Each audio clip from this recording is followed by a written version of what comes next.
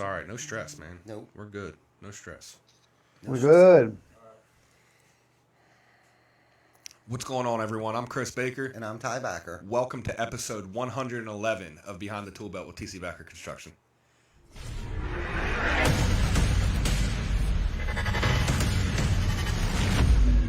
TC Backer. Roofing, siding, windows, gutter, solar. Roofing, siding, windows, gutter, solar. TC Backer.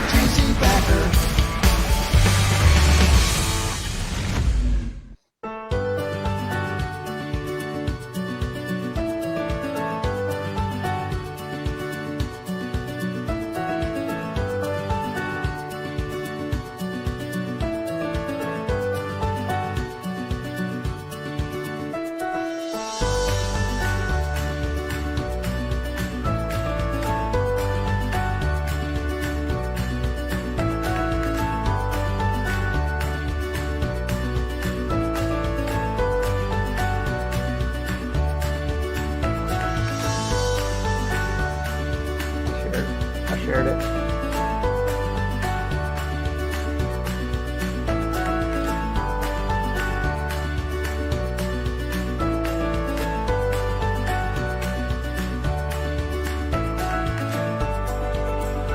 I'll let you guys, your backup person, do it because TC Backer.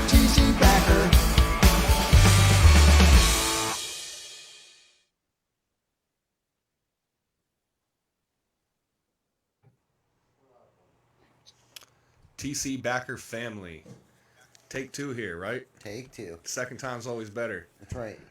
Thank you, all you guys, for tuning in religiously every single episode. We're 111 episodes deep.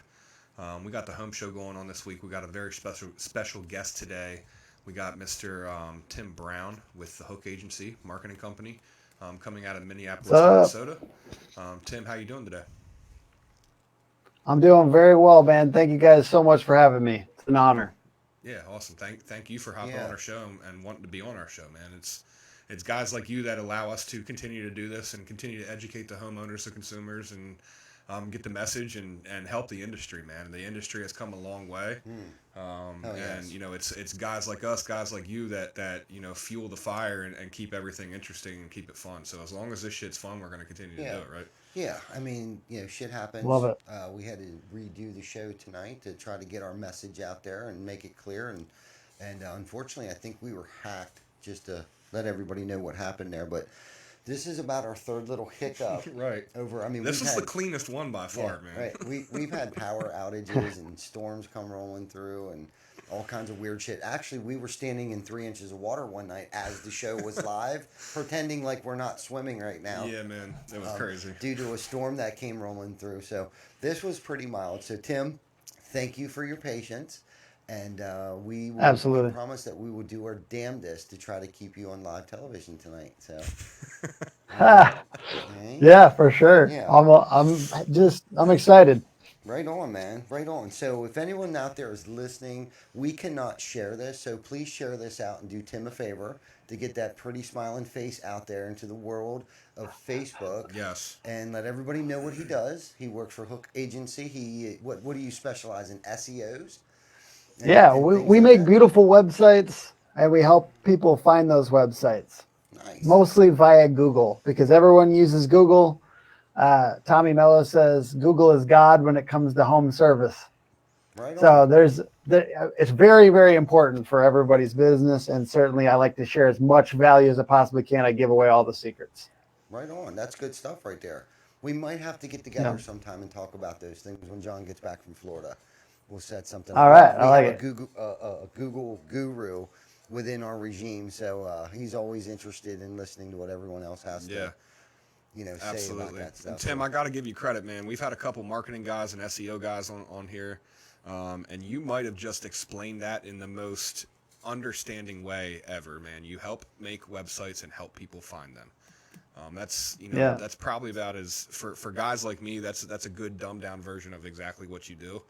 Because I don't understand all that kind of stuff. So I know enough about computers to be dangerous, but usually dangerous for the computer. So Yes, I heard that. So why don't you give us a little background on you personally before we dig into what it is you Yeah. exactly do? So, like, go back to the beginning. Like, you graduated high school, and where did you go from there? Give us the whole. Give us the whole thing. Oh, you want to go that far back? All right, Yeah, all right. This go is go quite a back. while. Let's. That's before the career. if That's okay Well, with you. I figured that was probably only about 3 years ago by the looks of you. Yeah, Do yeah, you, yeah. do you No. even shave yet? Hey, so yeah, He's got yeah, the I Tom do. Brady look on over there, Unfortunately, don't not that much, but no, that's 17 years ago for me now. Oh, So damn. All right. Well, to maybe give a it's only little back that personal far. backstory, I thought you were like so 21 years I'm old or I'm 35. So, but I Me too. I partied my ass off is what I did after high school, There you go. and I played in a rock band in Texas. So that was what I spent my time. I actually, to be honest with you, it's all too many stories because I got kicked out of the military. So if you really want all these stories, I'll give them all to you. Give us But the juicy ones. I want to hear the juicy ones. Man. okay, All right. all right, I'll give you the stories then. So I actually have done a lot of different jobs, like right out of high school, and I was partying, so I was doing like all kinds. I tried everything because I don't think I lasted that long at certain jobs. I was landscaper. I tried framing. I did some roofing. I did a lot of heavy kind of labor stuff, and I then I went in the military, and then I got kicked out of the military. And then I went down to Texas. I tried to go to college, and then I joined a band, partied my butt off. And then right around, I think, 24, I got sober. So Nice. there's been a lot of adventures since then, to be honest with you. The sobriety is one of the greatest adventures, I would say. But running a business is a massive adventure. And I don't create as much chaos now. In my life, and I'm not going to make this into an AA meeting, but I will say this: is I've been a lot more useful to people in my current state. That's what I got going on now. And yeah, so about 8-9 years ago was when I graduated college. So there's a lot of time in between there, but I graduated college. And I started making websites, and it was one of those situations where this is like a community college, but I started to make websites while I was still in school.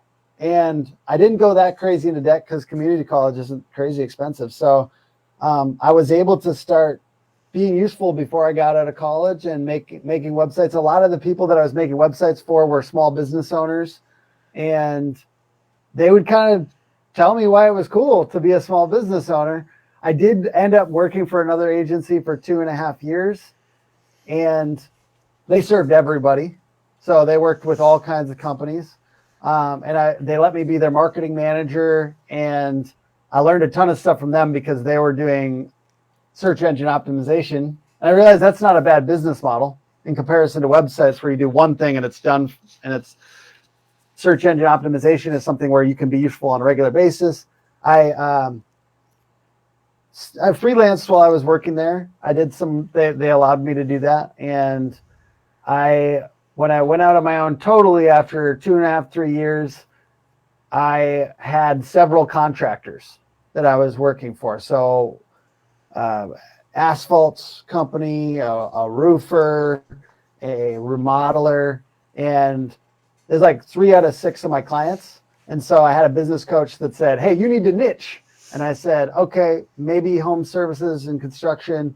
And I like these people, and I just have a good time doing the work for them. They have reasonable expectations, and so anyways, that's the short version of it.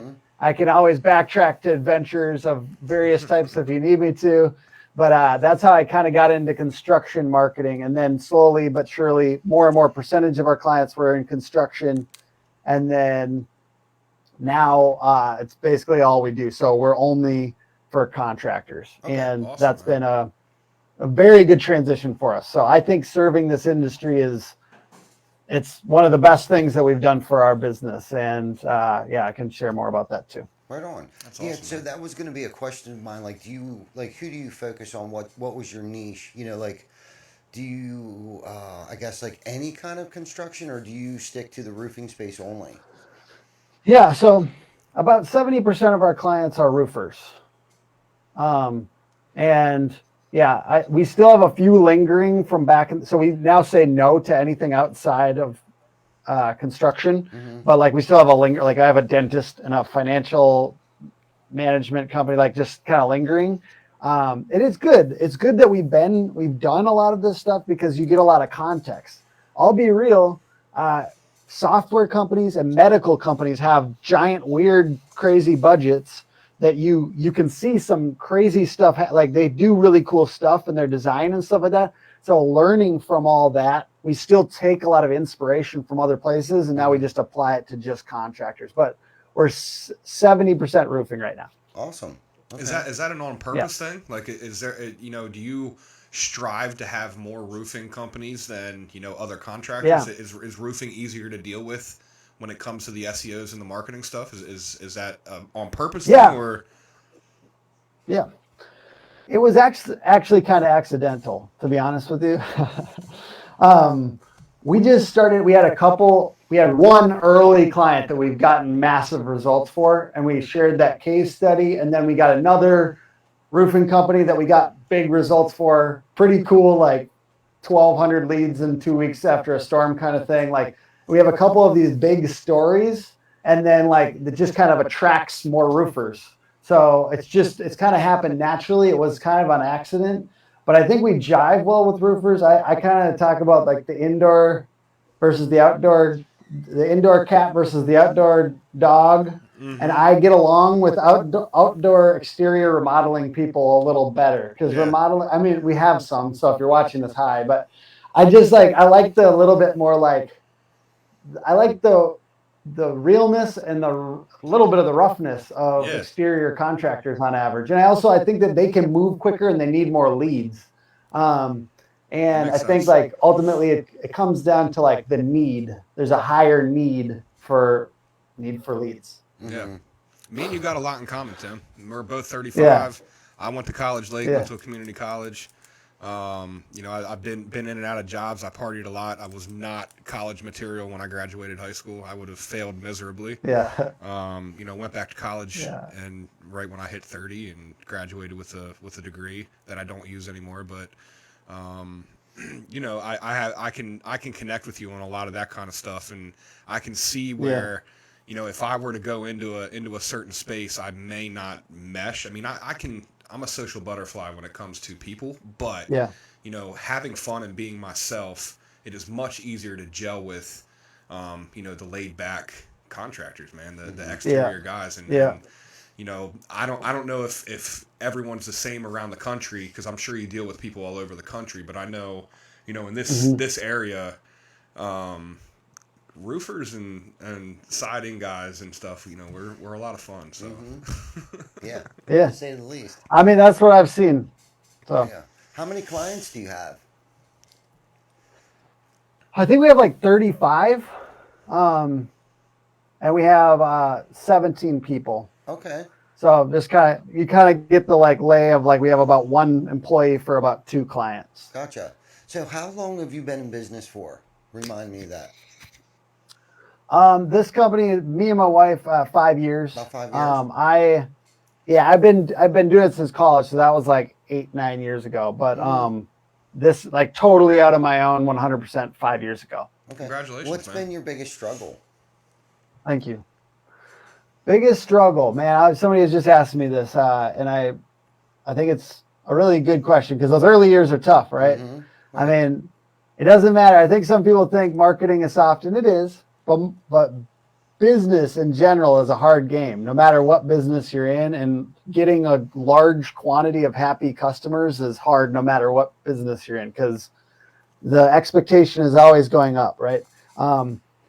The first big problem I think we had in business was just, I think it's always like get customers. Mm-hmm. How do I get customers? A good amount of them. So business development was one.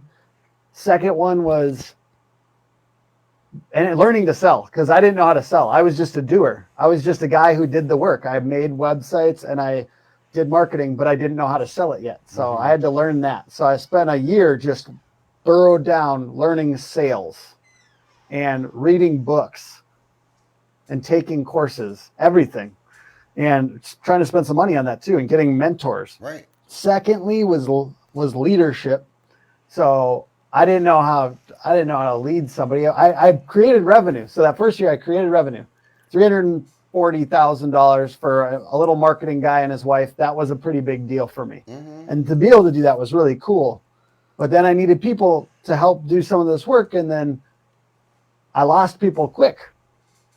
Because you don't know. I mean, leadership is its own thing. Yeah, it is. You have no idea. Great topic. It's like it's the whole discipline. Right. Yeah. Todd said it best last week. Man. I It's could have like a gotten muscle. stuck.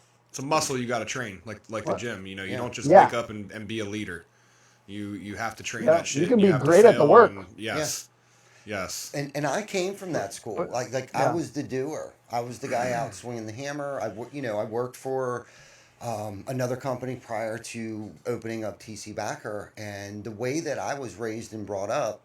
Now I'm a generation, ahead of you. So the old school mentality is that you ran things with an iron fist. You put the fear of God in people to get shit done. So that was the mentality that I grew up in. And when I first went out on my own, we could talk about leadership all night long because there's so many different mistakes that I've made along the way that especially with, the 30-something people and the people, things are different than they used to. People got feelings today. So everyone's worried about, their feelings got hurt but anyhow, we were rough. You know what I mean? We were a rough crowd back then. And I mean, it was rough. And so that's the thing that like the stigma that we're actually trying to change in our industry today is that, we do care. There is empathy and it's a career, not just a place, a pit stop or a place where all the drunks and drug addicts end up. It's like, we actually want to make this thing a career, but that didn't happen for me overnight. You know what I mean? I would say the first 7 years in business was me just trying to figure out how to be a leader, okay, and not do everything from takeoffs to doing the work, to doing the invoicing, to doing the estimating. Everything. Yeah. Okay, and then it was like, okay, I'm starting to get burnt out. There's too much going on. I need to hire some help. And then, like you said, started to say, it was like, I didn't know how to treat my help. You know what I mean? Because they weren't doing it the way that I wanted them to do it. They weren't doing it either fast enough, or they were doing it too fast, or just whatever. I nitpicked the shit out of everything. Like, I micromanaged everything. Until I smashed my head against the wall long enough, it was like, okay, this isn't working. This isn't working. This isn't taking us where we want to go. And a lot of it had to do with me and my stress level of just wearing 12 different hats. And what's crazy is knowing the difference between a task or actually creating a job for somebody. And what I was doing was I was doing 12 jobs, not 12 tasks. I was doing 12 jobs within the company. So I needed 11 more people. Really, you know what I mean? Now, of course, I couldn't afford, because revenue is one of those things where there's that juggling act of when you're growing and everything's being rolled back into the company. And so there's like this juggling act of like, okay, making payroll and having enough help and not working 24 hours a day and 7 days a week, and then expecting my help to do the same thing. And, it's just like this huge learning curve for us. And I would say probably up until about 4 or 5 years ago, I would say 5 years ago, I started to tap into like, different things. And then we started to surround ourselves around people like Chris Baker's and the Glens and just different people. And I'm going to give you an example of 2 things that happened today. And I won't take up any more of your time. I'll let you talk since you are the star of the show tonight. But like I said, I could talk about leadership stuff all night long, because that's on the forefront of my mind every single day. And my biggest thing here lately has been boss up and do leader shit. Even when I don't want to, I have to do leader shit. And I'm going to give you 2 examples of things that happened to me today. So we're expanding, constantly expanding, and there's a building out front here that's been vacant for a while that we've owned. It used to be a house, and it's actually attached to our warehouse, whatever. But so we've taken over the entire parking lot, so we could never move anybody back in there. So a couple weeks ago, before I went to Texas, I had asked Glenn and a couple guys, like, look, this is kind of like what my idea of what we can do to turn this into like a sales room, a sales office, and move the salespeople out of the main office down here, because we have 2 facilities here. And then I rolled out. I went to Texas and then came back for 3 days, and then I rolled down to Louisiana to IRE.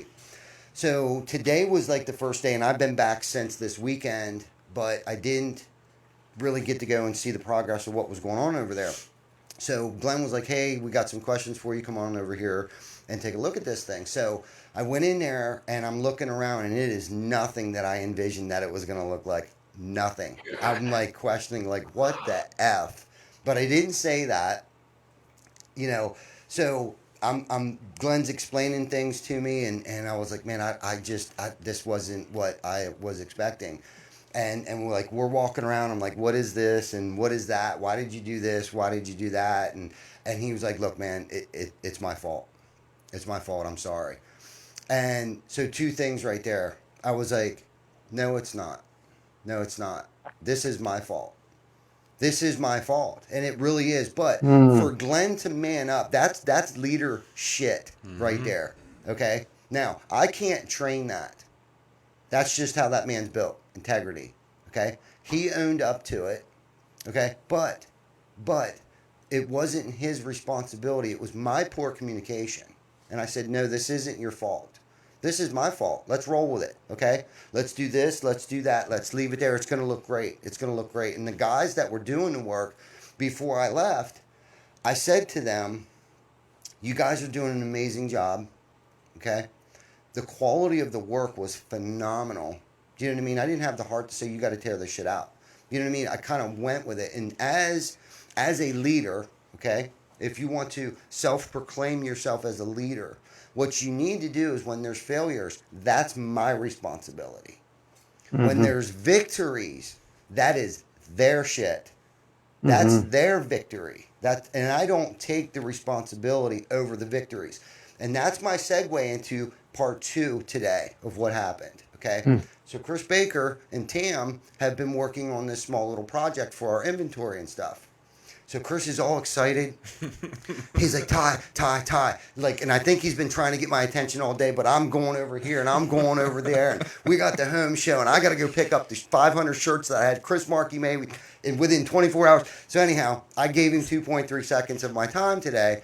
And he's like, yo, dude, check this thing out, man. So it's like this Excel spreadsheet and keeping track of... It's life-changing shit, bro. Yeah, like life-changing shit. It's like, okay, as much as I would like to say, hey, I'm taking responsibility of that. No, my responsibility was to give them the tools. As a leader, it's my responsibility to give them the tools, okay? Put things in place, whether it be 2 monitors for more efficiency, whether it be high-speed internet, a safe work environment, the team that surrounds these people, the people that we choose to have the top-tier talent that you attract that made that freaking formula in Excel. Right. So running inventory in Excel. Right. Okay. And it's communicating with the things that it needs to communicate with. Okay. With the people that it needs to communicate with. Okay. And this is, to us, is like a game changer for a couple different things, not just one product that we use, but a couple different products that we buy in bulk here. Okay. That's their victory. I can't take the credit for none of that. Shout out Tam. Yes. That's Tam and Chris Baker's victory. Okay. Years ago, I'd have been like, I'd have been calling people up and being like, yo, man, guess what I did today? I had nothing to do with none of that.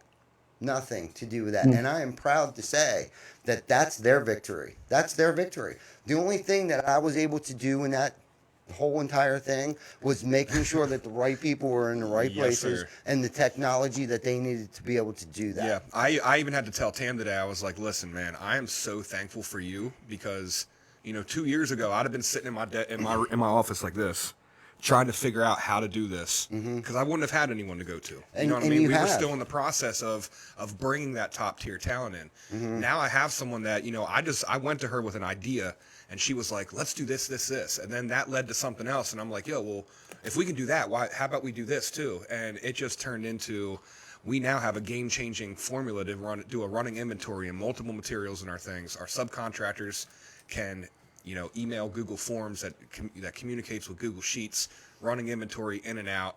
It notifies us when materials are low. Like, it is a game changer. So Huge victory today. It's huge. It's been a lot of victories this week. Congratulations. Yeah, like, it's for awesome. real. That's It's like, awesome. I'm so proud of the team to stand back and watch things come to fruition, you know, and have them take pride in those things. You know, it's just a really cool satisfaction that I received today. I would rather much see them take all the victories, and my shoulders have become broad enough, and I will take the failures. Because whenever I'm pointing the finger, there's 3 pointing back at me. That's leadership right there, man. All day, every day. I will take every single failure, and what could I have done differently so I didn't fail? What other person could I've maybe I have a person in the wrong position. Right. You know what I mean? Maybe they excel over here. Did I set them up for failure? What could I have done differently in order to help them achieve whatever goal that it is? You know, and that's the thing too that I like to talk about sometimes is like, you know, it's not even about the paycheck. When you come here, it's a career. And, you know, and when you're standing in a group of people, the 56 people that we have, and if each individual person looked to their left or looked to their right, what's cool is it's because of that person that you're able to work here. It's because of that person you're able to work here. Why? It's because they are so good at what they do. It's because of them you still have a job here today. And they can look back at that person and know the same thing. So Colin out hanging gutters is why Jocelyn has a job. Jocelyn has a job today because of Colin out there hanging gutters. They may not know what each other's jobs entails on a daily basis, which brings up a point that maybe I need to paint that picture for everybody so everybody knows what everybody's doing and what role and how important that role is. So if Everyone's Jocelyn wasn't reviewing every single invoice that came in the door and saving the company money, Colin may not receive a paycheck. If Colin wasn't out hanging 1,000 feet of gutter a week, Jocelyn might not receive a paycheck.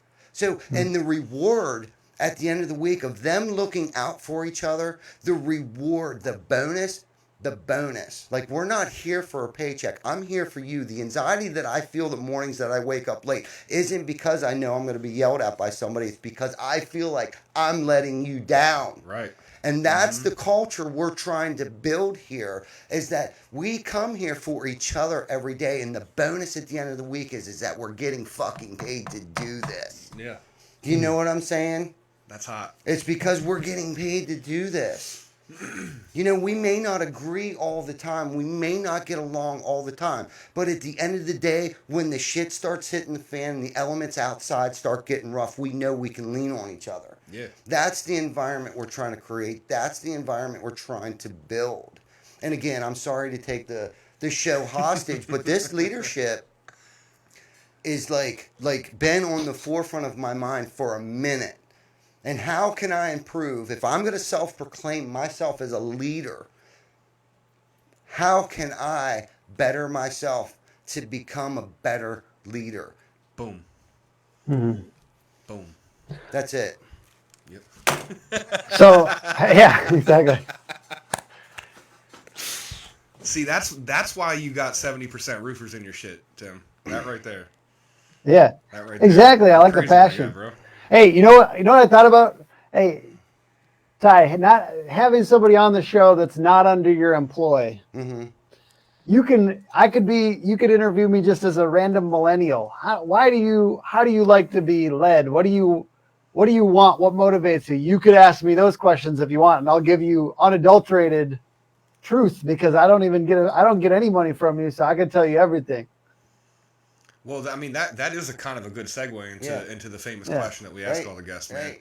Yeah. You know, What is it? being an entrepreneur, You know, you can choose to just delegate all your stuff and go play golf every day if you want to. You know what I mean? Yeah. And you know, allow someone else to run your business and just take a cut off the top. There are some Yeah. people that run their businesses like that. I can tell just in a little bit of interaction that I've seen on Facebook through the groups and all that kind of stuff. You are forefront in your business. You run your business yourself. You take pride in it. What gets you up and motivates you to not only show up for your business, but perform at your best level for your business, to grow your business and be there for your clients? You know, what is that thing? Yeah. I'll say this is, I worked for another agency before this, and one of my biggest things was it can't just be money. It can't just be money, because no offense, I'm greedy as hell. I want money and I want meaning in my work. I need meaning, because if there's something, and you're talking about family, and then you're talking about having a team that's got your back, that like is there for you. That's what I need in my team, in my group of people. And I see that in you guys. And for me, I was listening to one of your other interviews this morning, and I'm doing my prep work for this. And I heard this question, and my answer is, each new little innovation that's around the corner is so exciting to me. It's so motivating to me. When I get up in the morning, I'm like, I'm lit up.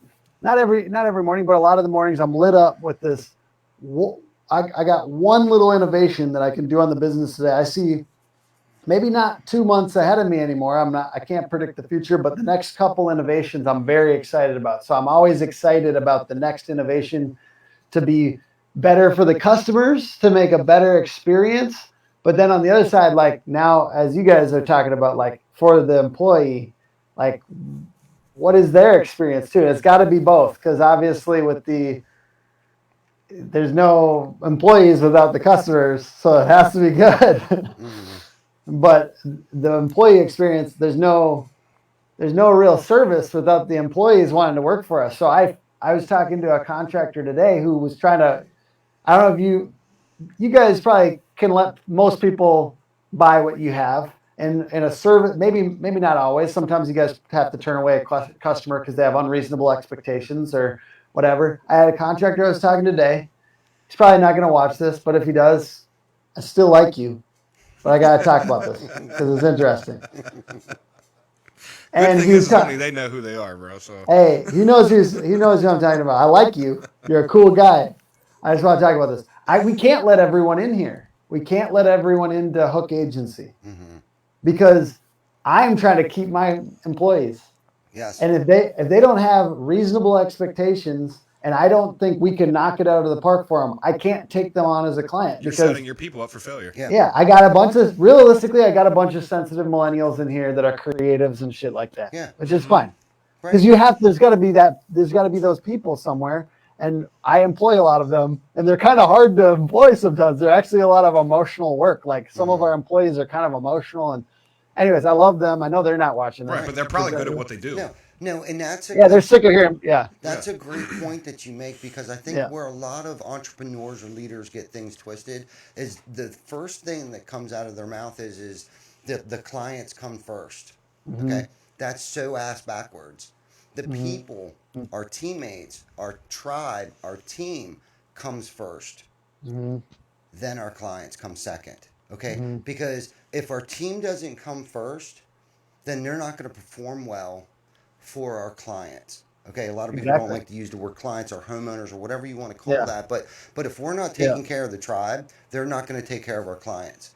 That's what the thing that I think a lot of customers or owners and leaders and entrepreneurs get mixed up is, like, the client's always right. The client, and like you said, some clients just aren't a good fit because it may damage our reputation because their expectations are just unrealistic, or and it's sometimes it's hard to decipher if it's going to be a bad client or not. I mean, we can't. Not to mention, I just want to butt in there for 1 second. Not to mention, you think about those large projects, those large home, exterior remodeling projects that sometimes we get, like, because I sent one to our contractor in Minnesota. It's my brother.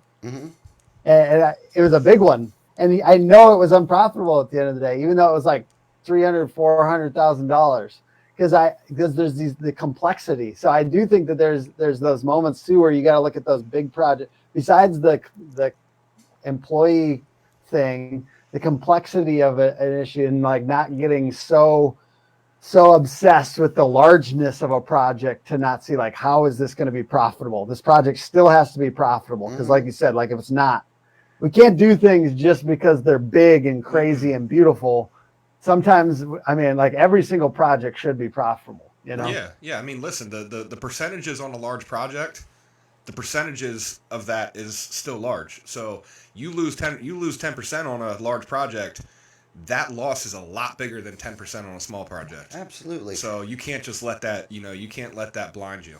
And plus, that comes with experience. So it sounds like you've had enough experience to know that not every client's a good fit, that it's going to do more harm than good for them and your people. Mm-hmm. So Exactly. that's a good point, man, that you've had that experience and know when that red flag goes up. So kudos to you, man, for sure.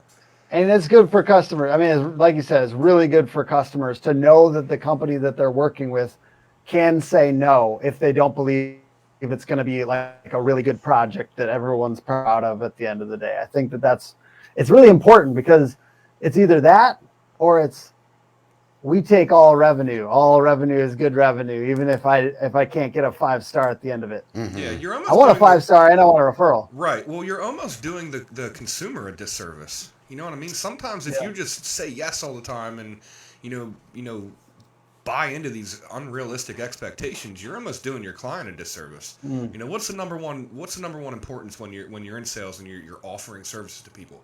Education. You know, they need to understand the products that they're buying and what you're trying to sell them. You know, if you're just blindly selling people something to get money out of them, you know, you're not doing your clients a service. So if they have unrealistic expectations, you're not doing your job in educating them.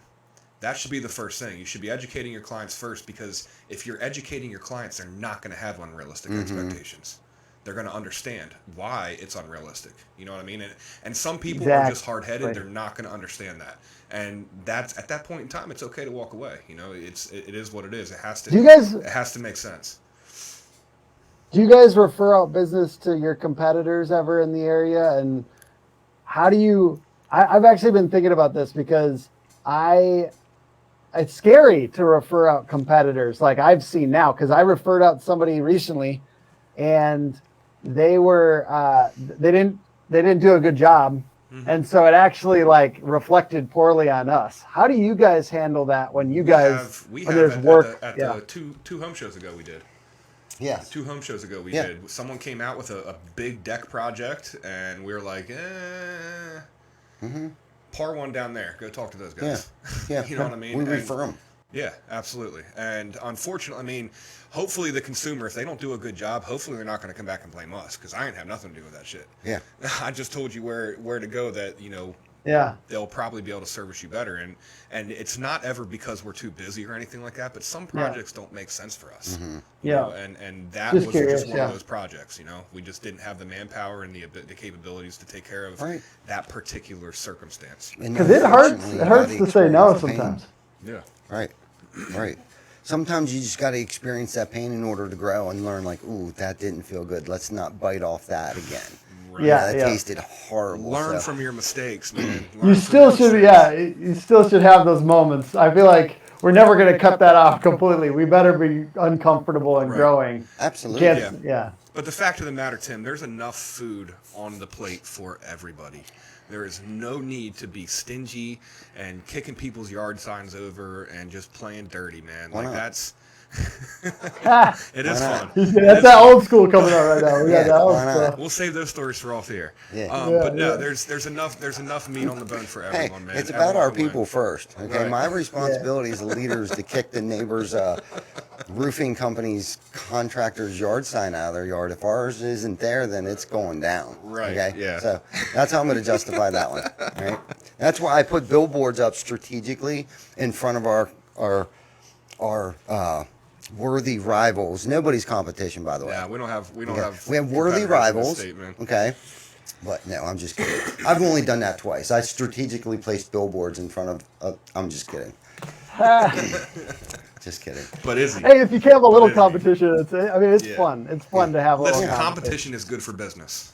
Yeah. It is. Healthy competition is good for business. You know, Lee Haight, I've watched a couple of his things. You know, he'll do competitions amongst his salespeople, and what he realizes is that he has the best months when there's a freaking competition going on because everyone wants to win. Mm-hmm.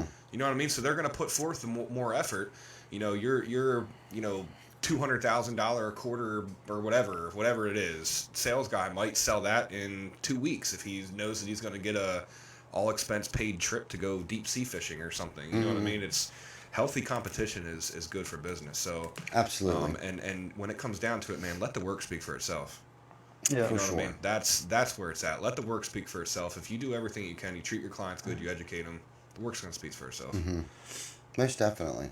Yeah, and I would say most of our stuff is referral based Right. to begin with. So, I mean, our reputation has been good throughout the community, and we give back to the community, and I think a lot of people jive with that. Right. You know, I we do repairs too. I mean, that's a Yeah. big one too. A lot of companies don't do roofing repairs. contractors out there watching, do repairs. Take Yeah. that shed roof. Take the 3 blow-offs. You know, I know you might not have time for it, but figure it the fuck out. For real. Because honestly, as soon you show up when after 10 other people didn't show up, you show up to do that. Guess who they're going to call when they need a new roof in 5 years? For sure. You know what I mean? There's a secret for it. Yeah. I believe in that one, by the way, because for Google Ads and SEO stuff, the companies that we work with that do repairs, it's a lot easier to do work for them because there's not a distinction between when people are searching for a roofing contractor. It's very hard to distinguish between who's searching for roofing contractor in Google and saying and asking for a repair versus who's saying roofing contractor in Google and searching for a full replacement. Right. I wish we could filter out and it would just get these full replacement leads every time, but it's a lot harder. And so if you do repairs, I literally start asking it in our sales process now, do you do repairs? Or, you know what, let me call some people out real quick.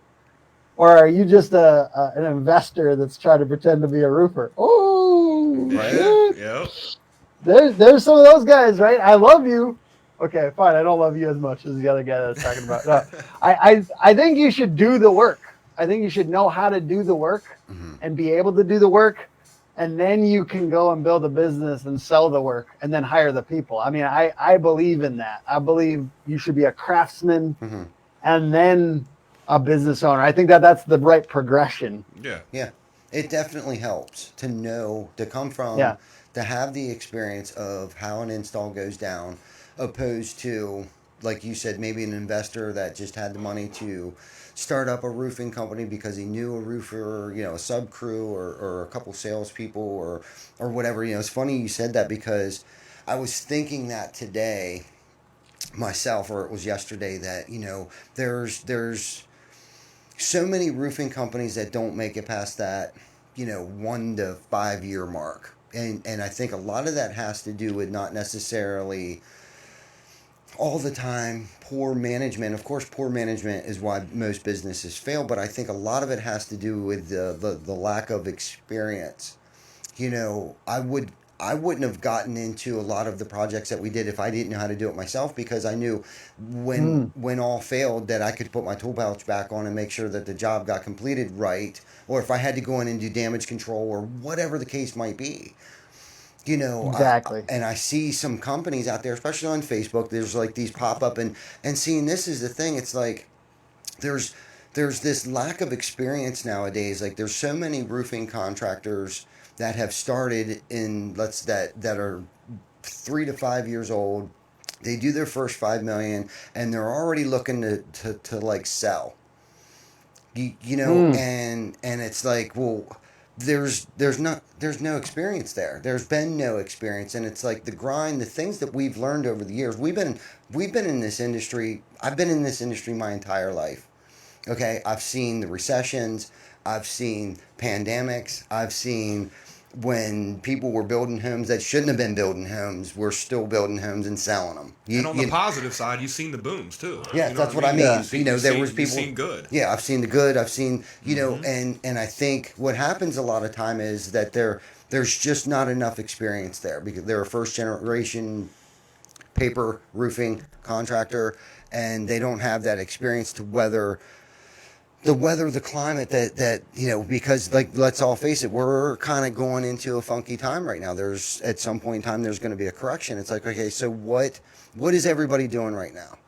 Are they stuck in this mirage that their year is going to be, is 2022 going to be as good as 2021? It might be, but as you're continuing to grow into 2022, I think the thing that everybody needs to keep their eye on is trying to get their debt paid down. At the same time, trying to accommodate that monster as they're growing this year to keep up with the amount of volume that's going to be there. If that makes any sense. That's just my feeling that at some point in time, it might be 12 months, could be 24 months, but I really think everyone needs to keep their eye on the ball and don't fool themselves and overextend themselves to try to accommodate what type of volume that this year may produce, because everyone wants to scale. They want to do better and better and better and better and better each year after year. Okay, whatever their goal is, it's like, okay, 2022, we're going to do 10% more than we did last year. Well, what happens is that creates overhead. That creates debt, okay? When you're constantly growing and all of the money's constantly going into the business, you're not really necessarily paying attention to like what's going on because you're so inundated on trying to grow the business. Sometimes growing too fast isn't good. Probably never. You know what I mean? Too fast, too big, too fast, too strong, but it's not strong. The foundation's weak. And I think with these contractors, these roofing contractors that has started in the past 2 or 3 years, I guess the point that I'm trying to make, be careful. Because this year's going to be a mirage. That's just my opinion. And not to spook anybody that we're going into a recession or a depression, but be mindful on your spending, okay? If you don't need it, don't get it. Grow as fast as the cash allows you to grow this year. This is the year to maybe try to take a step back, sustain what you have, and try to be more profitable on the same amount of work that you did the year before. Bingo. That's good. Yeah. Bingo. Yeah, I've been kind of making one little shift that I think has helped me is we've been hiring as the work demands it, not as we anticipate the work to be. And I think that's been a big shift. Like that's helped us be a little bit more profitable. We're not like wildly profitable or anything because I know some of you guys are going to want to work with us. So we're not crazy profitable out here. But I'm just saying, like, we've got a little bit of profit, and you want to work with a company that has profit because you don't want somebody as desperado out here trying to get everything. And but that's a big shift. That's a big shift saying as the work demands it, we will hire. But I'm not going to say, all right, so I see a good big old sales like wave happening here. So I'm going to hire ahead of that 3 months. Right. Do it 1 month ahead, man. Do it right when you need it. It's okay. I know there's training time, but flex with that team first. I say this is we want to be a little bit uncomfortable, and we want to flex and be uncomfortable before we're hiring. Like, and you want that as an employee. You want that of your employer because then your employer doesn't have to crack and fire people as soon as there's one little hiccup. Oh, snap. We got to lay 12 people off. Right. Yeah, exactly. So that's why you want to flex and you want to push as an employee. You don't want to have to snap and break as soon as there's one little hiccup. Seriously, and that's something that we've done intentionally. I think we say it a different way. We try to, and this might sound horrible, but do more with less. Yeah, we try to do more with less and spread. It's job security. If the service department's working 12 hours a day, there's a reason for that. It's because I don't want to hire 3 more people because now you're down to 8 hours a day with more people, if that makes any sense. So what we've tried to do is make sure there's enough work projected to keep everybody busy, so then that's one less worry that we have to have is like, oh shit, what are they going to be doing next week? Yeah, my guys know that if they want to work weekends, they just say, hey Chris, give me some weekend work. You know what I mean? And we just load stuff in their things. I mean, we're in the days of technology that they just run around with their phones and their tablets and stuff, and we just load tickets and they just do them. And we have the capabilities of doing that, but what we're trying to focus on this year is let's not try to pick up another builder. Let's try to figure out how we can save 3% on waste per job.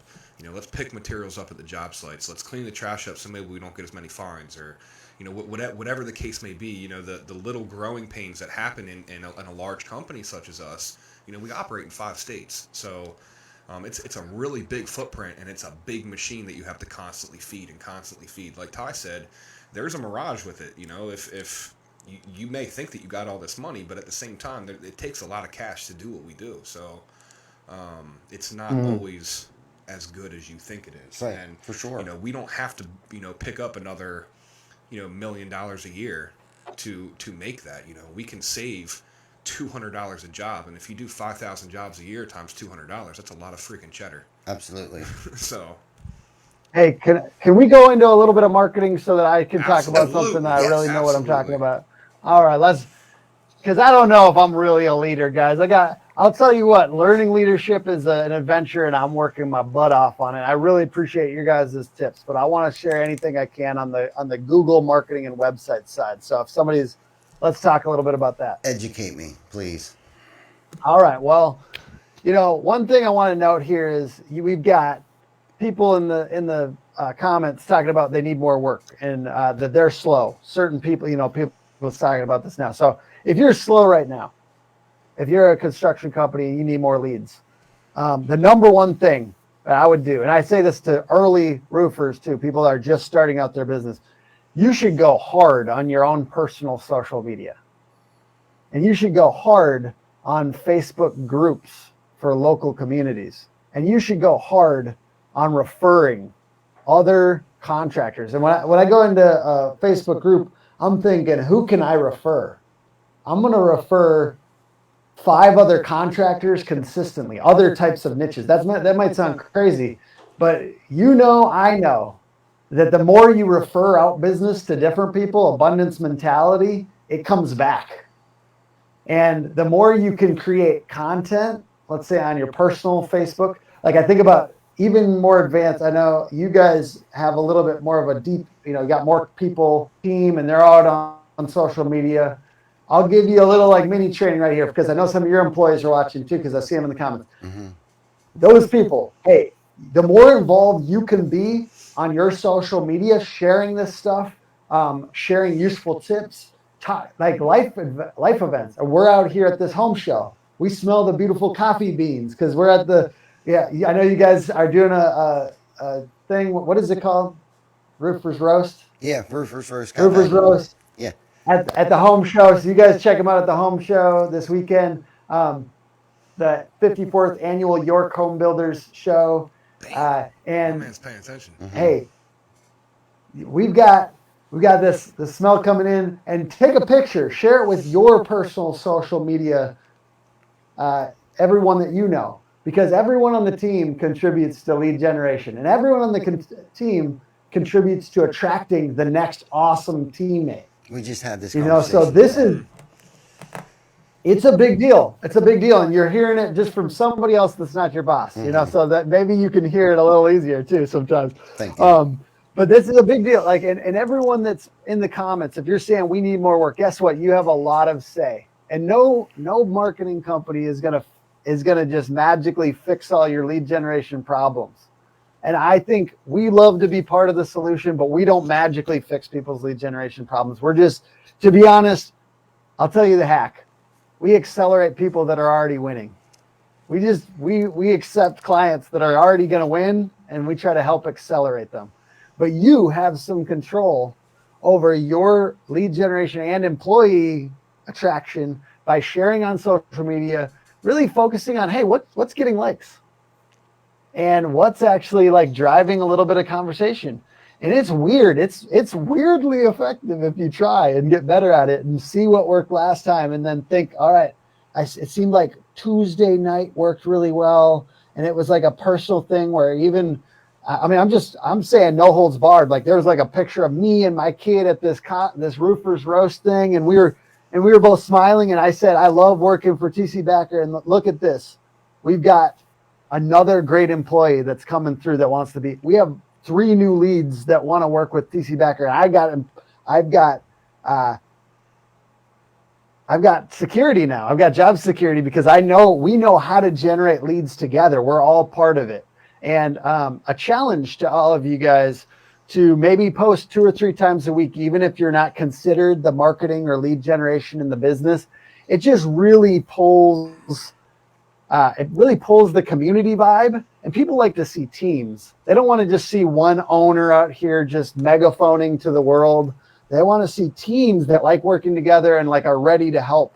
So I think just a challenge to all of us to kind of like think of it as social media is, if you act like it's really going to bring in business and bring in great teammates, it will. And you just act like it's gonna, and it does. And it's crazy to me still. Like I'm a millennial and I grew up on social media, but it still blows my mind right now. We're getting like a lead a day just from organic social media. That's weird. Mm-hmm. It's weird that it exists, and it's just really cool. And I'm still like blown away by the opportunity, and I'm excited by the opportunity. So it makes me want to do it more, because it's not even that we need business. I just want to kind of get people out of this. It's not because you're desperate. It's not because you need business. When you're doing really well, when your business is thriving, double down, go harder, make it into a game, see how much business you can generate, and see how like crazy you can make it, like, because it's fun. It's fun. And yes, you won't be able to take every lead at that point. You won't. Let me paint a picture for you. And like for those of you that are early and having a little bit of an issue with lead generation or getting new business, I'm painting a picture in the future where you have more leads than you can possibly handle. You can't handle all this business, but you get to be selective. You get to say, oh, I know we can knock it out of the park for them. I know we can do a good job for them. But right now, I don't want to lower our price for these guys. And I can't necessarily do every single thing. So I can't take on that project. And it's good. It's good for your business. And be greedy. Be greedy and keep on posting. Keep on acting like it's on you, and enjoy what happens. I mean, you get a raise. Like if you're just an employee and you're not the owner, and you're like, this makes it more likely that you're able to get paid more and have more freedom in that business. So I just want to challenge people that aren't in marketing to kind of own it a little bit more. Right. That's a great point, man. That's a great point. And you know what that reminds me of? The things that he was just saying there. One of our employees right now that we just recently, not really recently, David KX. Okay, He's probably, he's one of the select few that has probably seen every single second of live content that we have ever put up. Okay, he used to work for this company called Allied Maintenance. It was a cleaning company. He was, custodial. They wax floors, and the man takes pride in anything that he does. Okay. We didn't even know him personally. We were probably 20 to 25 episodes deep of this show before we ever really figured out that he didn't own Allied Maintenance. We thought he was the owner. Mm-hmm. You know what I mean? But like that is a perfect example of treating it as your own.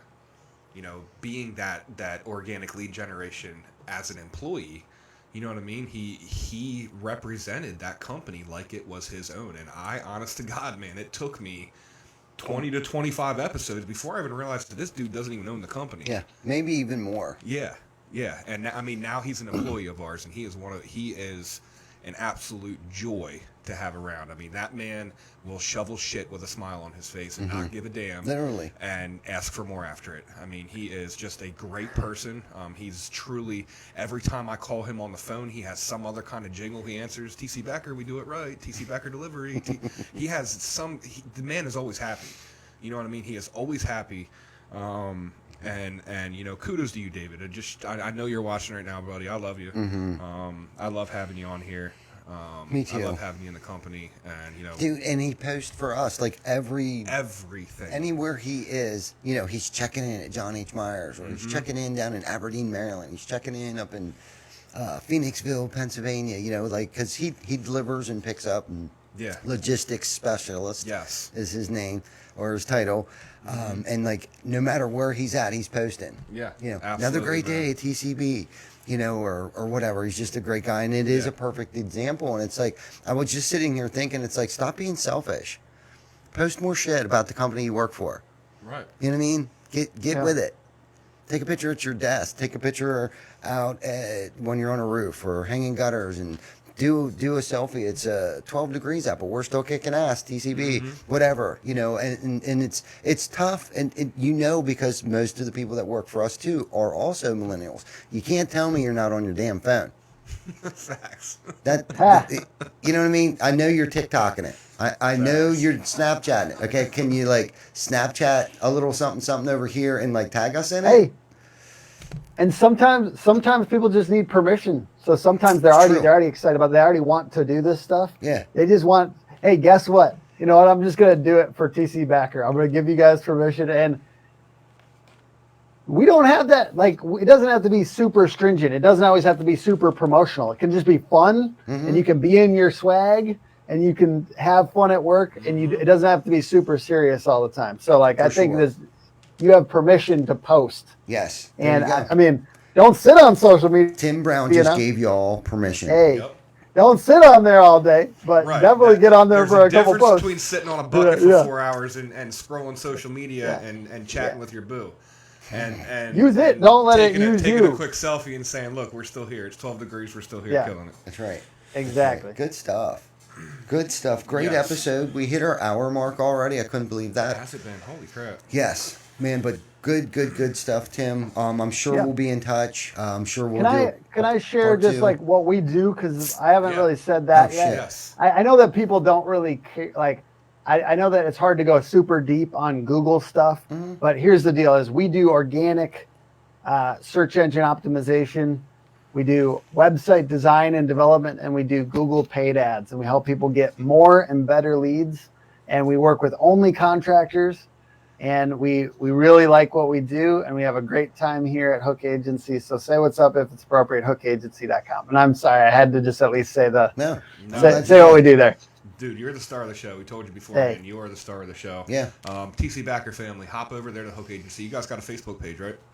Yeah, Hook Hop Agency, we're over very there and give that active. a We like. give a lot of tips on there, social media marketing and Google stuff. So Yeah, give that a like, and you know, I follow your content that you post. I think I know you're a member of the roofing and solar community Facebook page, so I see the content that you post. I see we're now recently friends on Facebook.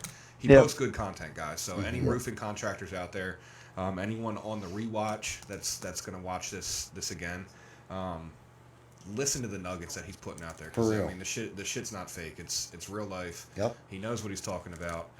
and last thing I'll say one more thing, because I know you guys have a lot of marketers on here. We love roofers, and we're pretty selective. So I'll just throw that out here. We have good case studies with roofers over 6 and 7 years, relationships with roofers that we've gotten a lot of leads for, and that I basically just want to say we like roofers, and we've been working with roofers for a long time. So Now let me That's- ask you a that's all I question want to about that. Now, Yeah. would you work with two separate roofing contractors that are in the same neighborhood, or are you more selective? Like, okay, Yeah. well, if there's someone in York County we're already doing business with, we won't do another contractor in York County. Yeah, I think that I'm of the mind that there should be no more than one roofer per 500,000 people. That's kind of where we're at right now. That's our rhythm on that. And that works for us because there's other people who do like 2 per whatever, but not more than 2 overlapping in one specific area. So yes, we have some where there's more. But it's like, for instance, Minneapolis is like Twin Cities. Our area is like 3 million, so that could be like 6 total. So I had this heart to heart with a roofer that we've had here forever, and I said, "Hey, you want us to survive, right?" And I mean, it's not that serious. It's not that serious, but like, you want us to do well. Like we like you, you like us, and this isn't going to hurt you because we've got your cordoned off area over here, and you. To be real, dude, roofers do better when they concentrate their air. Like, I find it's better when they actually, like, if you slam 5-city area with direct mail and billboards and Facebook advertising and search engine marketing in one area, literally the close rate goes up. Boom. Your close rate goes up because everything is concentrated. So I'm not trying to just get out of I do need to work with more roofers. I love roofers, and we're kind of headed towards only roofers, to be honest with you. Shout out to that podcast. Hey. I actually have her T-shirt on tonight. Yeah. And that was a great interview. Holy shit, you guys did a great job. That was a really good interview. She's I mean, like, after seeing that, I was like, damn, she's got some inspirational, man, cool for sure. shit. Yeah, for sure. but yeah, basically we're headed towards that a little bit. We're headed towards more and more roofers. 70, it's going up, up, up. So I do need to take more roofers in different areas, but yeah, 2 max in one area, and then 1 per 500,000 people. That So anyways, piggybacks that's off of what you said earlier, though. Too. Yeah. You know, you take people that are already winning and just Yeah. kind of excel them. So I mean, you'll get the phone to ring, but it's up to them to close it. Let business speak for itself. Yeah. Competition is healthy. It's healthy for Yeah. business. So Right on. exactly. yeah. Okay, one more question. Yes, sir. Facebook versus TikTok. What's your spin on it? I think Facebook is so good for contractors. So it's good for me because a lot of contractors are hanging out on Facebook. The thing about TikTok and just short form video in general. So even like reels on Facebook and Instagram, it's just the algorithms are moving that direction. I'm sensing in the winds that we're headed towards, like, it's just going to be videos, and short form videos. So like my suggestion for you guys is to break this, to eventually get it down. So this breaks down into short form videos that you also put on Reels and TikTok if you're not already. And subtitles too, because sometimes we're looking through our phone when we're taking and we're just scrolling through, and we want to be able to see the subtitles without everyone hearing what we're watching. So that's where it's going, and it feels like it's going heavy. But my biggest thing is know your customer, your ideal customer. So who is it? Is it 37-year-old, we said no politics, but liberal Jenny from the outskirts in the suburbs? So let's make everything for Jenny. Where is Jenny? Jenny's on TikTok. Jenny is she's on Instagram. So like I'm going to go exactly where my ideal customer is, and really kind of be okay with being dramatic about it, because I was on LinkedIn. About 3 months ago, just spinning my wheels, trying to talk to contractors on LinkedIn. No one's on LinkedIn, How'd dude. that go for you? What am I doing? Like I got like 5 commercial construction companies, and I'm happy to work with them. Go. So we love, but like I'm not spending all my time there, because my absolute ideal customer is, no offense, Charlie Anderson from DreamWorks Exterior in your area, and you guys. I mean, here's the deal. I love working with contractors that are like roofers in a particular area like that, and like they're on Facebook. So who's your ideal customer, and get on to where they're at, and basically just don't be romantic about it, because I was on LinkedIn because I was being romantic about it, Right. Good stuff. Good answer. Yeah, good answer. Good answer. Yeah. Yeah. There is no real answer to that, I don't think. I mean, it's Yeah. wherever you I like have trying to success, predict though. Right. Yeah. Well, I just Yeah. thought, I like trying to predict because a guy in your space would probably know, or a little more, or gut feeling, would have a better gut feeling about it. But I think you're right too. I've heard the same thing about the reels and the short videos and stuff like that is the direction. But there's no way. Can I do 2 minutes? Go for it. 2 minutes on this, because I'm installing a marketing director at one of our clients right now. I went and I'm working on hiring them with the owner, and I'm like, everything should be like we put it out on YouTube. The best thing is like taking a long form YouTube, then turning it into a blog post on your website. This is the hack. Long form blog post. This goes out. It has a good topic. It goes out into the blog post. Then it can get transcribed. You can use something like Descript or Rev.com and just distill it into a blog post. Boom, two pieces of content. Then you break it down into like 3 to 5 reels. You can do that through Upwork.com. You can have somebody that just say social video posts, put it on Upwork.com. You get somebody to break it into 5 videos automatically. That's like 7 pieces of content now. That can go out into Instagram reels. It can go onto YouTube shorts. It can go onto TikTok. It can go onto Facebook reels. You got 7 pieces of content, and you keep on breaking it down into different pieces of content. And you've got a blog post out here. You can make it into an infographic. The more you break it down into pieces, the guy behind the camera is like, dude, this guy's trying to make work for me right now, right? Like he's like, no, don't do it. Don't do it. But anyways, I just think Too late. Content repurposing. It's already dead. Yeah, content repurposing is the best. And if and you invest in your main guy. Let's say you got the guy behind the camera right now. What's his name again? Vic. Vic. Reno. You got Vic behind the camera. It shouldn't be all on Vic because this is a lot of work. So you get somebody through like Upwork or freelancer.com or something to break stuff down into these like littler videos, because you can do it for like $20 a video. It's pretty, like, I don't know, it's a pretty good deal realistically if you think about it. And then you can dominate these reels and TikTok and stuff without like making Vic's day terrible. Nah, we'll take it easy on Vic. That sounds like more of a John Flash ad. Yep. Yeah. Yeah. Yeah. Cool. Good. Content repurposing. Everyone's got to do it. Yes. Break every piece of content into 10. Great idea. I love it. That's definitely That's a good nugget there, man. Yeah, it's a good for nugget. real. Cool. Did you got everything that you want to go over, or?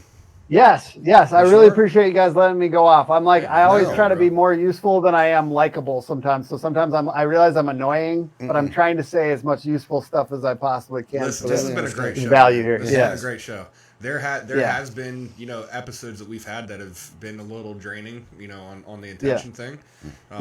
But it's this is a really good episode, man. I've been super engaged in this, man. I really appreciate you coming on, sharing the nuggets, listening to our stuff. It's just been great, man. So hopefully we can get you back on it. No, dude, I'm taking all that. I'm taking all that leadership stuff, and I'm gonna try to apply it to my work this next month. Boss so up and do appreciate you guys leadership. for That's the one to remember. leadership. I love it. Yeah. Cool, man. Well, nice to meet you. Hopefully we get to see you soon. Let us know what shows you'll be at. Maybe we can link up at one of them here soon. Sooner than I'm gonna later. be at Win the Storm. Are you guys gonna be at Win the Storm? Can't. That's this week. Oh shit! Or Yeah, you next told me week. that. Excuse me. Yeah, Yeah, it's next week. So, believe me. Well, you never know. I might change my mind. You never know. Hey, You never know. you went to SRC drop of a hat, so Right. maybe just fly out there real quick. Let me feel like I bossed up and did some leadership before leadership. I take off. All right? Yeah. I like it. That's what you got us for, bro. Go to Win the Storm. We got this. Sometimes leadership We'll is be back just for not. Adams County Home Show next He's week. gone for a little while. That's leadership too sometimes. That's right. Yeah. Yes, for real. Facts, man. Facts. For real. Because you have a company for a reason. That's freedom, man. You have it partly for freedom. So I wouldn't expect anyone to do something that I haven't done myself. So that's I why like that. that's why we're here every day. yeah. So Boy, we got options then. yes, you do. I leave it wide open. I love it. Great episode, guys. Tim, thank you very much, man. TC Backer family and anyone else watching from Hook Agency, any new viewers, make sure you hop on our Facebook page, Hook Agency's Facebook page. Give it a like. Give this stream a share. We would really appreciate it. Check out Hook Agency's website if you guys need any kind of marketing stuff or have any questions. Hit Tim Brown up. And I expect to see all your asses at the home show this weekend. That's right. If you are in York, PA, you better be at the home show this weekend. We got a banger of a display that guys have been working their asses off all week for. We got about 30 guys that are going to get probably 90 hours this week when it's all said and done. So come out there and support us. Come get a fry on tie. Come get a coffee at Roofer's Roast. We're going to be there. It's going to be a great time. We will leave the tasers at home this week. No way. I promise. I got the whole box of them. I'm bringing mine. Me I'm too. crossing my fingers, man.